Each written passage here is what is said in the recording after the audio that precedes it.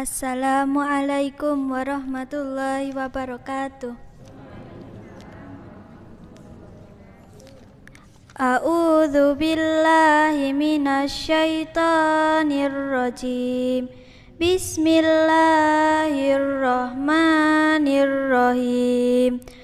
Wasyamsi waduhaha wal qamari idza talaha wan nahari idza jallaha wal laili idza yaghshaha was samaa'i wa ma banaha wal ardi wa ma tahaha wa nafsin wa ma sawwaha fa alhamaha fujuraha wa taqwaha qad aflaha man zakkaha wa qad khaba man dassaha. Kadzabat samudu bitaghwaha idzim ba'atha ashqaha faqala lahum rasulullahi naqatallahi wa suqyaha fakadzabuhu fa'aqaruha fadamdama alaihim rabbuhum bidzambihim fasawwaha wala yakhafu uqbaha. Sadaqallahul azim.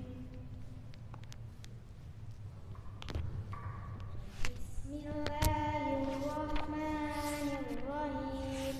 La uqsimu bihadzal balad wa anta hilum bihadzal balad wa walidin wa ma walad laqad khalaqnal insana fi kabad ayahsabu an lan yaqdiru alayhi ahad yaqulu ahlaktu malal zubada ayahsabu an lam yarahu ahad alam naj'al lahu 'ainayni wa lisanan wa shafatayni wa hadaynahu najdayn falaqtahamal aqabah wa ma adraka mal aqabah fakku raqabah aw idhamun fi yawmin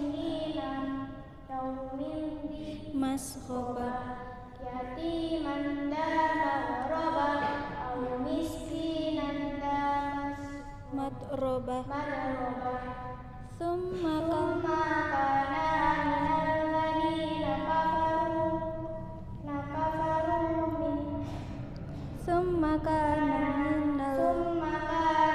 minal ladina amanu wa tawasaw bil sabri wa tawasaw bil marhamah ulaika ashabul mash'amah maimanah walladzina kafaru bi ayatina hum ashabul mash'amah alaihim narun muqadah. Sadaqallahul azim. Wassalamualaikum warahmatullahi wabarakatuh.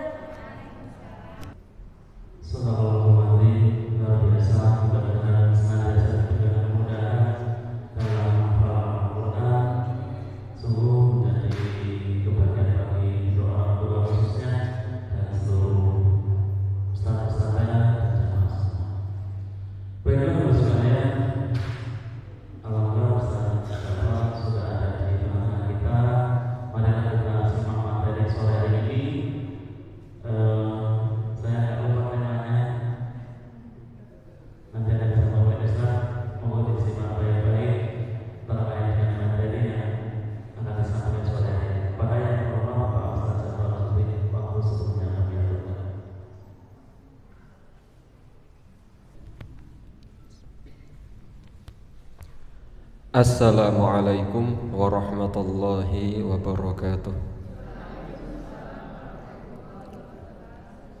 Innal hamdalillah nahmaduhu wa nasta'inuhu wa nastaghfiruh wa na'udzu billahi min shururi anfusina wa min sayyiati a'malina من يهده الله فلا مضل له ومن يضلل فلا هادي له أشهد أن لا إله إلا الله وحده لا شريك له وأشهد أن محمدا عبده ورسوله لا نبي ولا رسول بعده اللهم صل وسلم وبارك على نبينا محمد وعلى آله وأصحابه ومن تبعهم بإحسان إلى يوم الدين أعوذ بالله من الشيطان الرجيم يا أيها الذين آمنوا اتقوا الله حق تقاته ولا تموتن إلا وأنتم مسلمون رب اشرح لي صدري ويسر لي أمري واحلل عقدة من لساني يفقه قولي اللهم علمنا ما ينفعنا وانفعنا بما علمتنا وزدنا علما Amma ba'd, ikhwani fillah, rahimani wa rahimakumullah, ibu bapak, mas-mas, adik-adik yang semoga senantiasa dirahmati oleh Allah subhanahu wa ta'ala. Puji dan syukur senantiasa kita panjatkan kehadirat Allah subhanahu wa ta'ala atas segala limpahan nikmat dan karunia yang telah Allah ta'ala berikan kepada kita semua.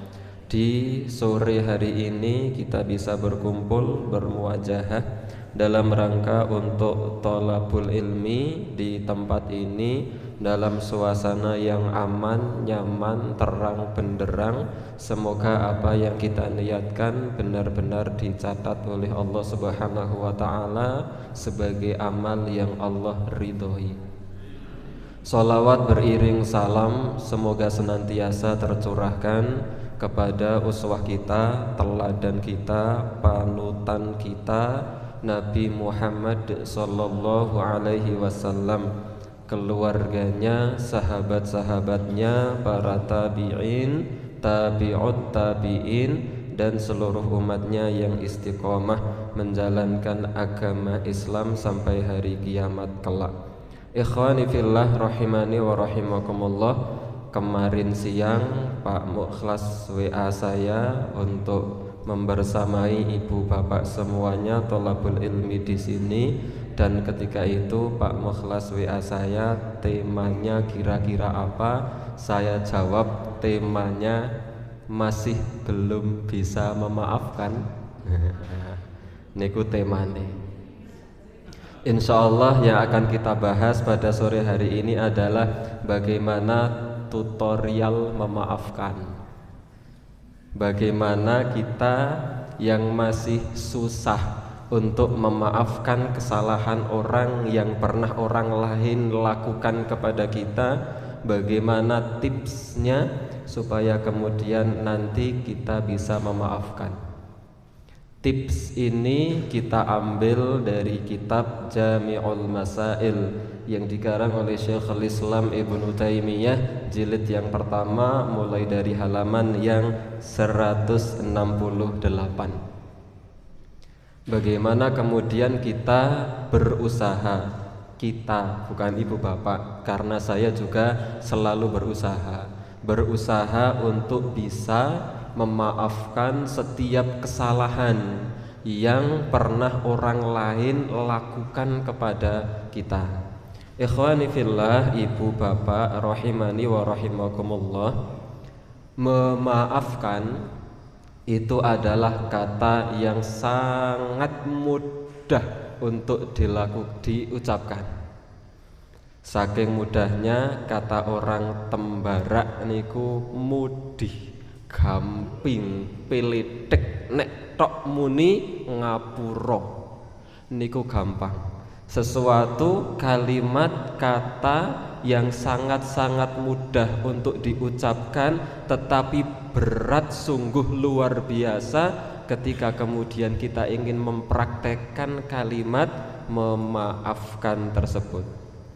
Padahal ikhwani fillah, ibu bapak yang semoga dirahmati oleh Allah Subhanahu wa taala, memaafkan itu adalah sesuatu yang agung dalam agama Islam. Memaafkan itu adalah sifat yang mulia dalam agama Islam. sampai Allah Subhanahu wa taala berfirman di dalam Al-Qur'an surat Ali Imran ayat 133 sampai 134. Ayat yang barangkali cukup terkenal di telinga. Allah Subhanahu wa taala berfirman, wasari'u ila maghfiratin mir rabbikum wa jannatin. Bersegeralah kalian menuju ampunan dari Allah Subhanahu wa taala, dan bersegeralah kalian untuk meraih surga dari Allah Subhanahu wa taala, yang surga itu arduhas samawati wal ard, yang surga itu luasnya seluas langit dan bumi. Napa niku? Iklan. Bersegeralah kalian menuju ampunan dari Allah, dan bersegeralah kalian menuju surga yang luasnya seluas langit dan bumi. Surga yang luasnya seluas langit dan bumi. Begitu kalau ibu bapak membuka dalam Quran terjemah, dalam Al-Quran terjemah surat Ali Imran ayat 133-134. Tetapi kalau kemudian kita tilik ulang dari sisi bahasa Arab, Allah Subhanahu wa taala berfirman, arduha, surga itu, arduha itu seperti langit dan bumi. Ardun itu dalam bahasa Arab itu artinya lebar, bukan luas. Ardun itu artinya adalah lebar. Dan di sini Allah Subhanahu wa taala berfirman, surga itu arduha, lebarnya selebar langit dan bumi. Itu lebar, belum panjang. Padahal kita tahu panjang dan lebar itu panjang mana? Panjang. Nek persegi panjang nih kok, lebar kalih panjang niku panjang mana? Panjangnya. Sementara surga itu kata Allah lebarnya saja itu selebar langit dan bumi. Bagaimana dengan panjangnya, dan bagaimana dengan luasnya, bagaimana dengan dalamnya? Lebarnya itu selebar langit dan bumi. Bagaimana panjang dan bukan dalam, tingginya? Sementara Rasulullah Shallallahu Alaihi Wasallam pernah bersabda, Inna lil jannati mi'atu darajah. Sesungguhnya surga itu memiliki mi'ata darajah, 100 tingkatan naik. Inna ma bainad darajataini kama bainas sama'i wal ard. Jarak antara derajat yang satu dengan derajat yang satunya itu seperti jarak antara langit dan bumi. Itu jarak antara derajat yang satu dengan derajat yang satunya. Padahal Nabi bersabda, lil jannati mi'ata darajah. Surga itu memiliki 100 tingkatan. Nah, pantas kalau kemudian Rasulullah Shallallahu Alaihi Wasallam, kalau kemudian Allah Subhanahu Wa Taala berfirman bahwa surga itu lebarnya saja itu selebar langit dan bumi, belum panjangnya dan belum tingginya. Surga yang lebarnya itu selebar langit dan bumi, kata Allah Subhanahu wa taala, uiddat lil muttaqin, telah disediakan bagi orang-orang yang bertakwa, alladzina yunfiquna fis sarra'i wad dharra, yaitu orang-orang yang dijanjikan surga oleh Allah Subhanahu wa taala itu. Orang bertakwa itu adalah orang-orang yang kemudian mau menginfakkan hartanya dalam kondisi lapang maupun kondisi susah. Wal kadhiminal ghaidha, mau menahan amarah, wal afina 'anin nas, dan orang yang mau memaafkan kesalahan orang lain. Wallahu yuhibbul muhsinin, dan Allah Subhanahu wa taala mencintai orang-orang muhsin, orang-orang yang berbuat baik. Maka inilah orang-orang yang kemudian mau memaafkan kesalahan orang lain, dia memiliki sifat yang istimewa di sisi Allah Subhanahu wa taala, sampai Allah Subhanahu wa taala janjikan surga bagi orang yang mau memaafkan kesalahan orang lain. Ikhwani fillah rahimani wa rahimakumullah, selanjutnya perlu kita ketahui bahwa orang yang memaafkan kesalahan orang lain itu adalah perkara yang memudahkan seseorang masuk ke dalam surga setelah tauhid. Setelah perkara tauhid, perkara yang paling mudah membawa orang ke surga itu adalah memaafkan. Rasulullah Shallallahu Alaihi Wasallam bersabda dalam hadis yang diriwayatkan oleh Imam At-Tirmidzi berderajat sahih. Rasulullah Shallallahu Alaihi Wasallam bersabda, inna min ahabbikum ilayya wa aqrabikum minni majlisan. Sesungguhnya orang yang paling aku cintai, kata Rasul, orang yang paling aku cintai dan orang yang di hari kiamat kedudukannya paling dekat dengan aku, orang yang paling dicintai oleh Rasul dan orang yang di hari kiamat kedudukannya paling dekat dengan Rasul, ahasinakum akhlaqa, adalah orang yang paling bagus akhlaknya, di antaranya adalah akhlak memaafkan. Ini perkara yang perlu kita ketahui, bahwa memaafkan itu ternyata perkara yang mempermudah orang masuk ke dalam surga. Yang selanjutnya, perkara memaafkan yang perlu kita ketahui adalah bahwa orang yang memaafkan akan Allah Subhanahu wa taala masukkan pada derajat orang-orang yang ihsan, orang-orang yang senantiasa berbuat baik. Sebagaimana Allah Subhanahu wa taala berfirman tadi di Ali Imran 134, wallahu yuhibbul muhsinin, dan Allah Subhanahu wa taala mencintai orang-orang yang muhsin. Dan orang yang muhsin pada ayat ini sebelumnya Allah menjelaskan salah satunya tentang orang-orang yang memaafkan. Ini betul mergo niki ya? Mergo niki. Niki pun gede-gede. Nah, tenan to.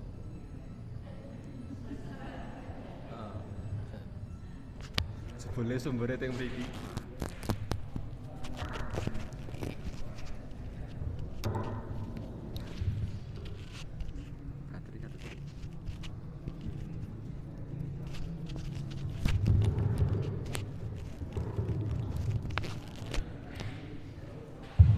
Nah, sampun to. Jebule sumbere teng mriki, padosi teng pundi-pundi mboten ketemu. Ikhwani fillah rahimani wa rahimakumullah. Nah, kita masuk kepada materi bagaimana caranya agar kita bisa memaafkan kesalahan orang lain. Tentu kita barangkali pernah disalahi, pernah dikisruhi, pernah direcoki, pernah dizolimi oleh orang. entah orang itu adalah tetangga kita, entah orang itu adalah saudara kita, atau bahkan orang itu adalah suami atau istri kita sendiri. Bagaimana cara agar kemudian kita bisa memaafkan orang lain? Ikhwani fillah rahimani wa rahimakumullah, kita sampaikan beberapa. Semoga 2 saja sudah menjadikan ibu bapak memaafkan. Nggak usah 2, 1. Semoga dengan mengetahui 1 saja, semoga itu bisa menyebabkan ibu dan bapak bisa memaafkan kesalahan orang lain yang pernah dilakukan kepada kita. Kita ambil dari kitab Jami'ul Masail jilid yang pertama yang ditulis oleh Syekhul Islam Ibnu Taimiyah tentang perkara-perkara yang mampu mendorong kita untuk bisa memaafkan kesalahan orang lain. Yang pertama yang dijelaskan oleh Syekhul Islam Ibnu Taimiyah dalam kitabnya Jami'ul Masail, beliau menjelaskan bahwa yang pertama, ketahuilah bahwa yang menakdirkan perbuatan hamba itu adalah Allah. Kita yakini seyakin-yakinnya bahwa perbuatan yang dilakukan oleh hamba itu semua atas takdir dari Allah Subhanahu wa ta'ala, termasuk perbuatan orang yang menyalahi kita itu tidak lepas dari takdir yang sudah Allah Subhanahu wa ta'ala takdirkan kepada kita. Maka beliau menjelaskan ayyashhada annallaha subhanahu wa ta'ala khaliqu af'alil ibad. Seseorang hendaknya meyakini bahwa perbuatan hamba, termasuk perbuatan orang yang menyalahi kita, itu atas takdir dari Allah Subhanahu wa ta'ala, harokatihim, perbuatan mereka, wasakanatihim, diamnya mereka, wa iradatihim, dan keinginan-keinginan mereka, itu semuanya telah napa bahasan ini sampun tinakdir, sampun sinerat wonten lauhul mahfud. Semua yang terjadi di alam semesta ini adalah atas takdir dari Allah Subhanahu wa ta'ala. Fama sya'allahu kan, apa yang Allah Subhanahu wa ta'ala kehendaki pasti terjadi. Wa ma lam yasha' lam yakun, dan apa yang Allah kehendaki untuk tidak terjadi pasti tidak akan terjadi. Fala yataharrak fil alam al-ulwi wasufli, tidak ada satupun benda bergerak di atas maupun di bawah, dzarratun, meskipun itu seberat 1 dzarrah, illa biiznih wa masyiatih, melainkan itu semua atas izin dari Allah dan atas kehendak dari Allah Subhanahu wa ta'ala. Memang mereka punya usaha untuk melakukan kedzaliman kepada kita, memang mereka punya usaha untuk menyalahi kita, tetapi itu semua tidak akan terjadi kalau Allah tidak mengizinkan. Maka sudut pandang kita adalah bahwa apa yang dilakukan oleh orang lain berupa kesalahan-kesalahan yang dilakukan kepada kita, hakikatnya Allah Subhanahu wa ta'ala sedang menguji, liyabluwakum ayyukum ahsanu amala. Kalau kemudian kita pikir, coba zaman Nabi Muhammad SAW kenging nopo kok ndadak enten Abu Jahal, Abu Lahab, mbok ya wis kaya Abu Bakar kabeh, rampung urusan. Pada zaman Nabi Musa kenging nopo kok ndadak enten Fir'aun, mbok ya kaya Nabi Musa kabeh, dakwah sehari langsung sak donya iman kabeh. Zaman Nabi Ibrahim kenging nopo kok ndadak enten Namrud? Karena memang Allah Subhanahu wa taala menjadikan mereka itu sebagai ujian untuk Nabi Musa, ujian untuk Nabi Ibrahim, ujian untuk Nabi Muhammad sallallahu alaihi wasallam, termasuk ketika kemudian ada orang yang menyalahi kita, ada orang yang selalu ngerasani kita, ada orang yang selalu memfitnah kita, maka itu hakikatnya adalah ujian dari Allah Subhanahu wa taala yang memang Allah Subhanahu wa taala telah takdirkan itu yang mesti terjadi pada diri kita. Nang opo kok dadakno Firaun? Itu memang sudah Allah takdirkan bahwa perjuangan Nabi Musa itu harus melewati tantangan yang berupa Firaun. Perjuangan Nabi Ibrahim itu harus melewati tantangan, ada raja yang bernama Namrud. Perjuangan Nabi Muhammad sallallahu alaihi wasallam sudah Allah takdirkan ada halangan, rintangan, cobaan berupa Abu Jahal, Abu Lahab dan yang lainnya. Maka perjuangan ibu bapak, kehidupan ibu bapak itu juga ada ujian-ujiannya. Salah satu ujian itu adalah orang lain yang salah kepada kita. Dan kenging nopo neng ndak yo tengah ngopo kok kudu ana kae jan mbok yo ora ana lah ayam tentrem. Nggih ngonten niku gebiarin donya niku. Nek sedantene apik, sedanten kaya Abu Bakar kabeh nyenyet donya sepi. Ora ana napane niku seni lempeng terus. Cobi ngaji niku sing rawuh rame terus, maka kita tidak akan pernah bisa bersyukur bagaimana rasanya ngaji rame. Kalau ngajinya selalu rame, maka Allah jadikan kadang rame kadang sepi. Ketika sepi agar kita tahu bagaimana rasanya ngaji ketika rame. Kita sehat terus, kita tidak akan pernah bisa merasakan bagaimana rasanya sehat. Bagaimana mensyukuri sehat itu kita nggak bisa. Maka Allah Subhanahu wa taala menjadikan kita itu ada sakit supaya kita sadar bagaimana nikmatnya sehat. Maka Allah Subhanahu wa taala jadikan ada orang-orang yang salah kepada kita, ada orang-orang yang mungkin keliru kepada kita, supaya kita sadar bagaimana nikmatnya orang-orang lain yang setia kepada kita, orang-orang lain yang tulus mencintai kita, orang-orang lain yang kemudian selalu membersamai kita. Supaya kita sadar ada orang-orang baik di sisi orang-orang yang tidak baik. Itu yang pertama.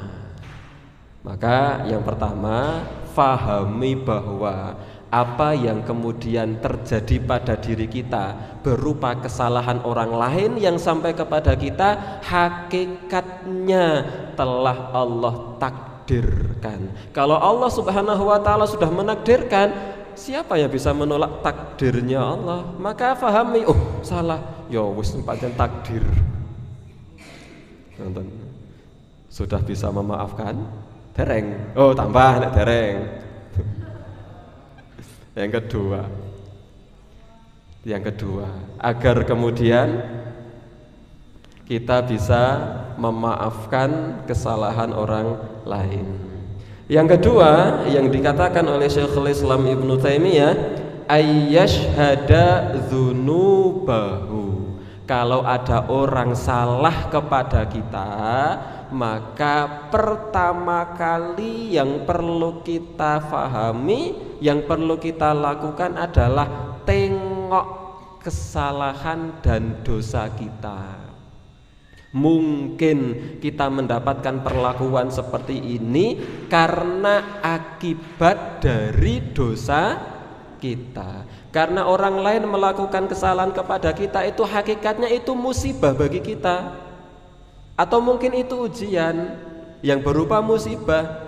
Dan tidaklah ada musibah melainkan itu karena dosa kita sendiri. Maka orang kemudian mungkin ngerasan-rasani kita, mungkin orang lain pernah apa kepada kita, mungkin karena kita dosa. Maka Allah ingin memberikan peringatan atas dosa yang kita lakukan lewat perantara orang lain. Sebagaimana Allah Subhanahu wa taala berfirman, wa ma asabakum min musibatin fabima kasabat aidikum, dan tidaklah ada satupun musibah yang menimpa kalian melainkan itu karena dosa yang dilakukan oleh kalian. Tidaklah ada satupun dosa, tidaklah ada satupun musibah yang menimpa manusia melainkan itu karena dosa yang dilakukan oleh manusia tersebut. Kuwi fenomena alam. Betul, itu fenomena alam kalau kita memandangnya dari sudut pandang ilmu alam. Tetapi yakinlah bahwa fenomena alam itu tidak berlalu begitu saja. Ada akibat, pasti ada sebab, dan sebab terbesar yang menyebabkan adanya musibah itu adalah karena dosa. Orang lain yang salah kepada kita, bagi kita itu adalah musibah, dan musibah itu bisa jadi penyebab utamanya karena kita banyak dosa. Maka kalau ada orang lain salah kepada kita, jangan pandang dianya, tapi pandang kita. Mungkin kita yang banyak dosa. Allah Subhanahu wa ta'ala menjadikan ada orang yang kemudian nyalai kita agar kemudian kita bisa merenungi dosa yang mungkin pernah kita lakukan dan belum kita taubati. Yang kedua, tentang bagaimana kemudian agar kita bisa memaafkan kesalahan orang lain. Yang ketiga, bagaimana caranya agar kita bisa memaafkan kesalahan orang lain, agar kita bisa memaafkan. Yang ketiga adalah ingat betapa besarnya pahala yang didapat bagi orang yang mau memaafkan. Itu yang ketiga. Ingat bahwa kalau kita mau memaafkan kesalahan dia, maka kita akan mendapatkan pahala yang besar dari sisi Allah Subhanahu wa ta'ala. Ini yang kemudian dijelaskan oleh Syekhul Islam Ibnu Taimiyah. Allah Subhanahu wa ta'ala berfirman, wa jazaa'u sayyi'atum mithluha, balasan dari sebuah keburukan itu adalah keburukan semisalnya. Faman afa, maka bagi siapapun orangnya yang mau memaafkan, wa aslaha, dan islah, fa ajruhu 'alallah, pahalanya di sisi Allah. Innahu la yuhibbudz zalimin, sesungguhnya Allah tidak mencintai orang-orang yang zalim. Ikhwani fillah rahimani wa rahimakumullah, ayat ini mengajarkan kita tiga hal. Ayat ini mengajarkan atau memberikan pelajaran kita tiga hal ketika kita disalahi oleh orang lain. Yang pertama, orang yang disalahi oleh orang lain, hukum asalnya kita boleh, saya ulang, boleh membalas kezaliman yang dilakukan oleh orang lain kepada kita dengan catatan mithluha, mentoknya sama dengan kezaliman yang dia lakukan kepada kita. Hukum asal membalas, bukan balas dendam nggih, tanpa ada kata dendam, balas tok. Hukum asal membalas kesalahan orang lain kepada kita boleh, hukum asal, dengan catatan tidak boleh melebihi kezaliman yang orang lain lakukan kepada kita. Kalau sudah melebihi sudah tidak boleh. Misalnya ada orang ngunek-unekke kepada kita, sampeyan pedus. Nah, misalnya. Maka kita boleh membalas dengan yang serupa, sampeyan yo pedus. Nah, ini impas. Allah berfirman, wa jazaa'u sayyi'atin sayyi'atun mithluha. Balasan keburukan itu keburukan yang sama. Balasan keburukan itu keburukan yang sama. Sampeyan pancen pedus. Ganti baterai. Niku malih. Iklan.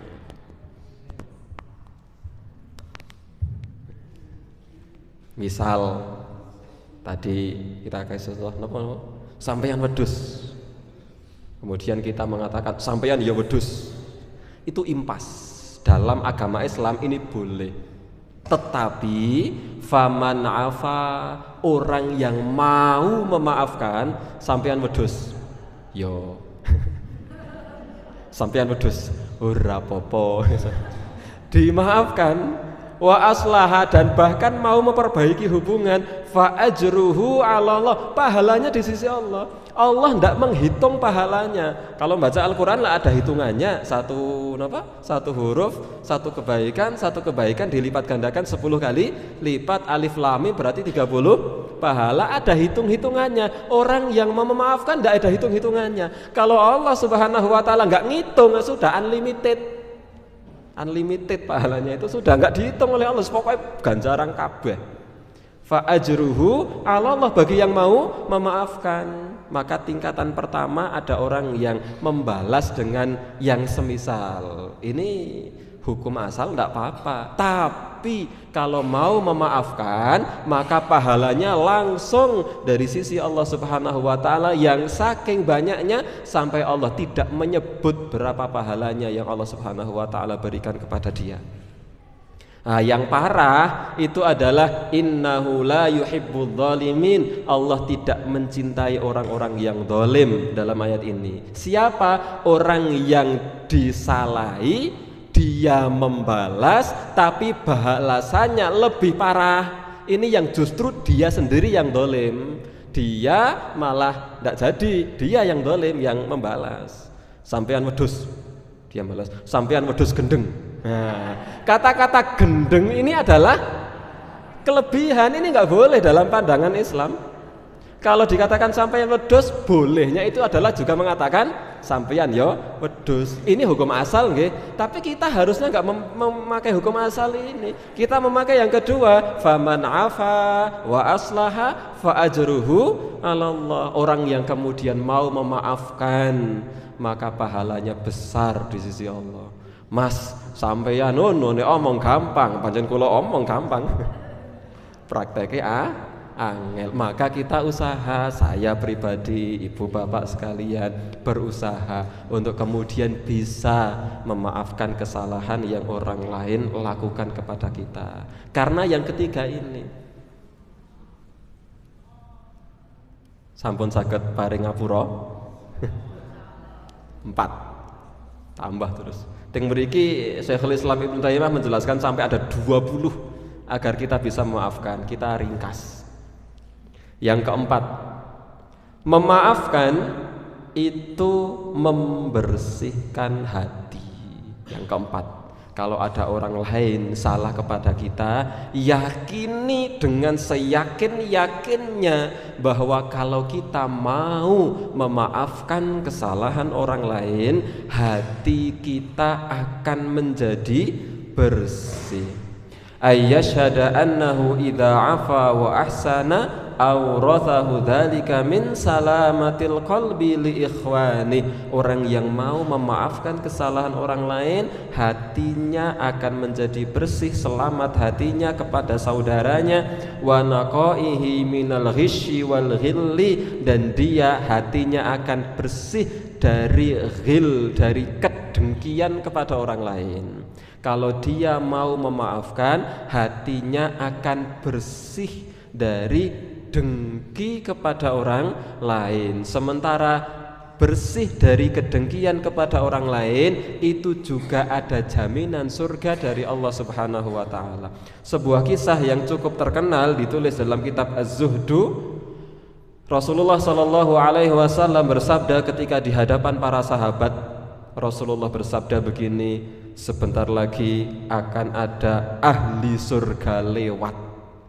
Tiba-tiba ada orang lewat, barusan wudhu, jenggotnya masih menetes air, tangan kirinya nyangking sandal. Tuk, orang Ansor. Sahabat, ahli surga. Hari yang kedua, persis kejadiannya, Rasul duduk dikelilingi oleh sahabat. Tiba-tiba Rasul bersabda, sebentar lagi ada ahli surga lewat. Orang yang kemarin lewat, keadaannya persis, barusan wudhu, masih netes air wudhunya, tangan kirinya nyangking sandal. Jan boten mitayani tenan. Duk. Jan koyo ngono kok ahli surga. Hari ketiga kejadian sama, Rasul duduk dikelilingi sahabat. Tiba-tiba Rasul bersabda, sebentar lagi ahli surga lewat. Orang yang kemarin itu lewat lagi, padahal bukan sahabat terkenal. Maka Abdullah bin Amr bin As, Abdullah putranya Amr bin As, kemudian buntuti orang itu, pengen tahu apa yang menyebabkan orang itu kok dikatakan sebagai ahli surga. Sampai di rumahnya beliau, orang ini masuk rumah, Amr bin As mendekat ke rumah, pintunya diketuk, dok, assalamualaikum, pintu dibuka. Fulan ini membukakan pintu dibuka. Kemudian Abdullah bin Amr bin As berkata, wahai Fulan, izinkan saya menginap 3 hari di rumahmu, karena saya sedang ada masalah dengan bapak saya, dan saya berjanji untuk tidak pulang ke rumah selama 3 hari. Ngapusi, hanya untuk mencari tahu amal apa yang bisa menyebabkan dia masuk ke surga. Kata fulan ini, silahkan. Maka Abdullah bin Amr bin As masuk, biasa di rumah malam hari menunggu apa yang akan dilakukan oleh pemuda ini. Pemuda ini biasa berdoa, zikir, tidur. Mboten tahajud babar belas. Ahli surga. Ning ampun tadi alasan kok ora tahajud, Bu? Kan ora tahajud wae iso mlebu surga. Ampun alasan niki ada amalan yang luar biasa juga. Hanya ketika dia ngelilir bangun malam itu langsung berzikir, astagfirullah, subhanallah, alhamdulillah, tidur lagi. Abdullah bin Amr bin As mikir, kok orang ngopo-ngopo. Tunggu di malam yang kedua. Di malam yang kedua persis tidur amblek, ngeleketer dan tidak tahajud. Mosok ahli swarga ora tahajud ya. Hari ketiga, malam ketiga membersamai lagi, etok-etok tidur, tetapi ngelirik apa yang dilakukan oleh pemuda ini. Pemuda ini betul-betul tidur pulas, hanya ketika bangun itu zikir sebentar, tidur lagi. Kemudian pagi hari pancen wong kiye ora duwe amal sing istimewa. Kemudian ingin pamitan pulang, tetapi ketika pamitan pulang Abdullah bin Amr bin As baru ngaku, wahai fulan, sesungguhnya saya tidak sedang punya masalah dengan bapak saya kesini itu semata-mata karena kemarin Rasul memberitahukan ada orang ahli surga yang akan lewat, yang lewat kok selalu Anda, tetapi saya tidak menemukan amalan yang istimewa dari Anda, maka saya mau pamit pulang. Oh iya, saya memang tidak punya amalan apa-apa. Ketika sampai di dekat pintu, pemuda ini kemudian memanggil Abdullah bin Amr, wahai Abdullah bin Amr, sebentar. Kemudian mendekat kepada Abdullah bin Amr, saya ingat ada satu amalan yang mungkin inilah yang menjadikan surga bagi saya, yaitu ketika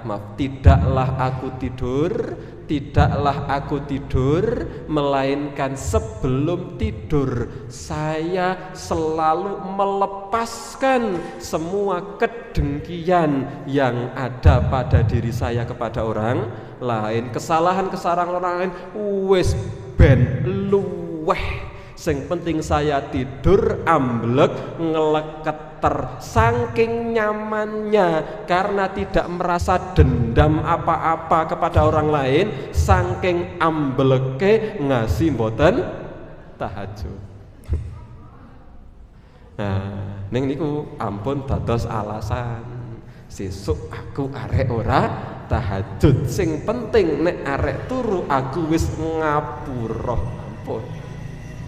Ngapura niku lho panjenengan niku estu ngapura napa? Etok. Lawang kadang bodho mawon sedaya lepat nyuwun ngapunten. Ya padha-padha niku teng mriki batine. Jongas ya. Kadang niku kula jenengan. Iku ingkang angka sekawan. Jam 5 tambah setunggal nggih? Setunggal. Nggih. Setunggal malih. Selanjutnya, agar kemudian kita bisa memaafkan kesalahan orang lain, yang kelima atau yang keberapa tadi? 5. Yakinlah bahwa kalau kita ingin dimaafkan oleh orang lain, kalau dosa kita ingin dimaafkan oleh Allah, maafkan kesalahan orang lain. Syekhul Islam Ibnu Taimiyah kemudian membawakan satu kaidah umum yang sering disampaikan oleh para ulama, annal jazaa min jinsil amal. Balasan itu berdasarkan amal kita.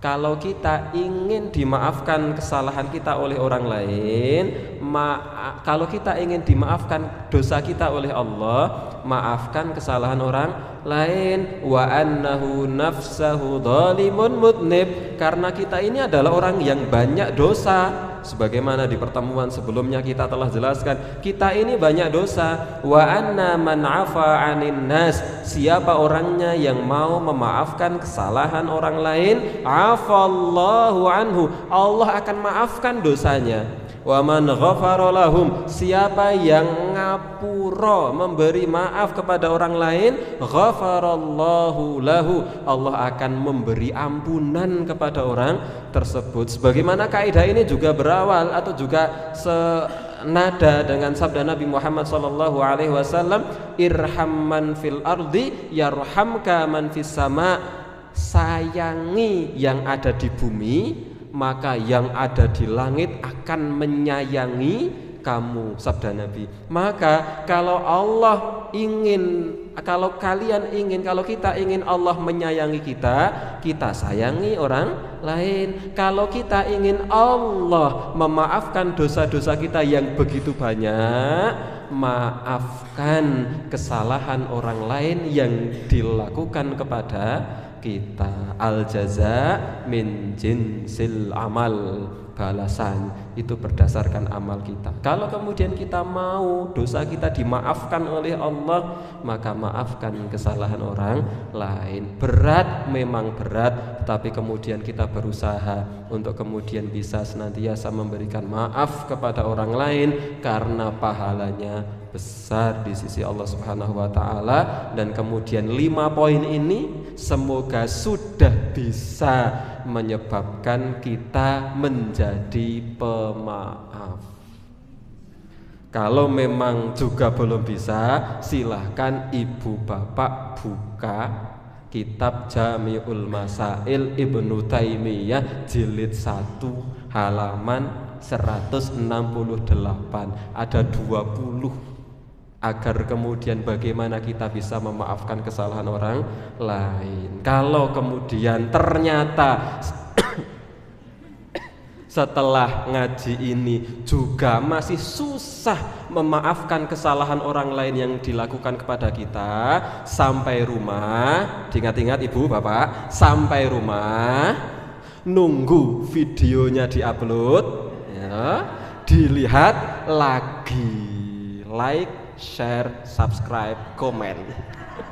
Aku lu qouli hadza fa astaghfirullahaladzim li wa lakum. Channelnya apa Pak Hudi? Almanar Channel nggih? Nah, buka nggih Almanar Channel ya. Dilihat lagi sampai di rumah, diengen-engen kembali. Jangan lupa napa wau? Like, share, komen, subscribe. Biar segera 1000 subscriber. Subhanakallahumma bihamdika asyhadu an la ilaha illa anta astaghfiruka wa atubu ilaik. Walhamdulillah wassalatu wassalamu ala Rasulillah. Mohon maaf kelebihan 5 menit. Subhanakallahumma bihamdika asyhadu an la ilaha illa anta astaghfiruka wa atubu ilaik. Wassalamualaikum warahmatullahi wabarakatuh.